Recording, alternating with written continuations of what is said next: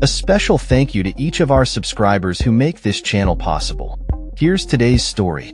In a bold and controversial move, President Donald Trump has ordered a review of federal grants and contracts with Columbia University, threatening to cut off all federal funding for any college, school, or university that permits what he terms illegal protests. This announcement, made via a post on Truth Social, has sparked widespread debate and concern over the implications for free speech and student rights across the nation. Trump stated, "All federal funding will stop for any college, school, or university that allows illegal protests. Agitators will be imprisoned or permanently sent back to the country from which they came.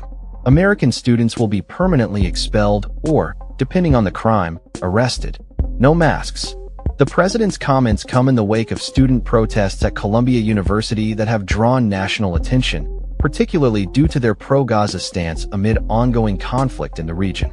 The protests at Columbia, which included the establishment of an encampment and the occupation of a campus building, have been criticized by Republican lawmakers, who have accused the student demonstrators of harboring anti-Semitic sentiments.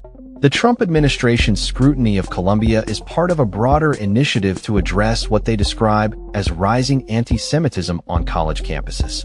Health Secretary Robert F. Kennedy Jr., who is involved in the review process, expressed his concerns about the moral implications of anti-Semitism, likening it to a plague that harms society. He emphasized the need for communities built on trust and open debate, while also referencing ongoing investigations into potential violations of Title VI of the Civil Rights Act.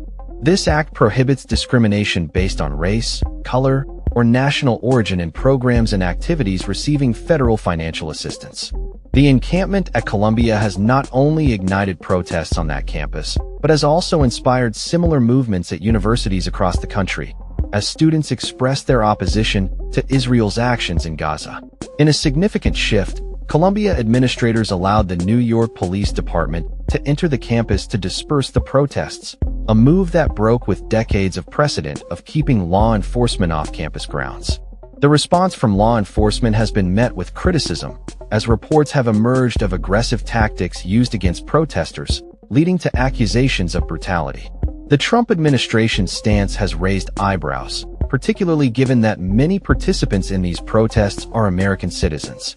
The rhetoric surrounding the protests has included calls from the Republican National Convention to deport pro-Hamas radicals and to restore a sense of patriotism on college campuses. Critics argue that such threats undermine the constitutional right to protest and raise serious questions about the administration's commitment to free speech.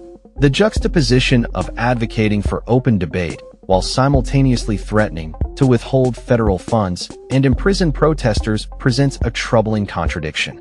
The recent actions by the Trump administration are not isolated. They come on the heels of a federal task force on anti-Semitism that has announced visits to 10 college campuses where anti-Semitic incidents have occurred since the October 7th attacks by Hamas on Israel. Among these institutions are notable universities such as Harvard, Johns Hopkins, and UCLA. These visits are part of a larger strategy to address concerns about anti-Semitism in higher education, with the administration taking a hardline approach against what it perceives as a growing problem.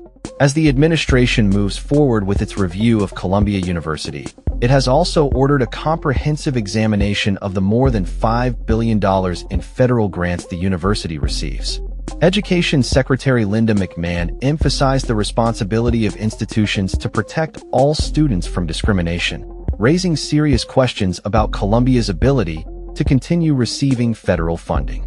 The potential loss of $51.4 million in federal contracts has placed Columbia in a precarious position, as the government considers stop work orders for ongoing contracts in light of what they describe as ongoing inaction in the face of relentless harassment of Jewish students. The unfolding situation at Columbia and other campuses highlights the tension between free speech and the administration's push to address perceived anti-Semitism. As protests continue and federal scrutiny intensifies, the dialogue surrounding the rights of students to express their views while maintaining a safe and inclusive environment for all remains at the forefront of this contentious issue. The implications of Trump's threats could reverberate across college campuses nationwide, as students and administrators grapple with the balance of free expression and the administration's demands for compliance with federal laws. This story is still developing, and as events unfold, the impact on the higher education landscape and student activism will be closely monitored by both supporters and critics of the administration's approach. That's all for this story. We upload videos every day covering many different subjects, so hit that subscribe button to stay informed. Thanks for watching.